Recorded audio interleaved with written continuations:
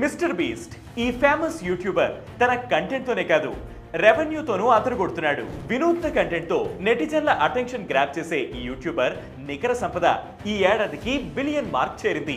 అలా ఈ mister beast alias Jimmy Donaldson record సృష్టించాడు. మరి ఇతను ఈ రేంజ్ రెవెన్యూ ఎలా రీచ్ అయ్యాడో మీకు తెలుసా?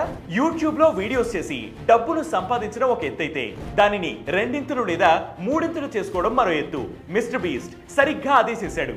అతని YouTube add revenue and earnings ఎంతో తెలుసా? ఫోర్బ్స్ 2024 రిపోర్ట్ ప్రకారం ఇతని యాన్యువల్ ఎర్నింగ్స్ $85 మిలియన్. ఇక మంత్లీ యూట్యూబ్ ద్వారా $3 to $5 మిలియన్ సంపాదిస్తాడని అంచనా. కొందరైతే ఈ మొత్తం $8.3 మిలియన్ కూడా ఉంటుందని చెప్తున్నారు. డైలీ యావరేజ్ గా 566K సబ్స్క్రైబర్స్ అంటే 5,66,000 మంది అతని ఛానల్ ను సబ్స్క్రైబ్ చేసుకుంటున్నారు. ఇక రోజు సగటున 93.33 మిలియన్ వ్యూస్ వస్తున్నాయి. పెర్ డే అతనికి యూట్యూబ్ ద్వారా 23,300 నుంచి $3,73,000 రెవెన్యూ వస్తుంది. బ్రాండ్ డీల్స్ అండ్ స్పాన్సర్షిప్స్ తో కూడా ఇతను బాగా సంపాదిస్తాడు.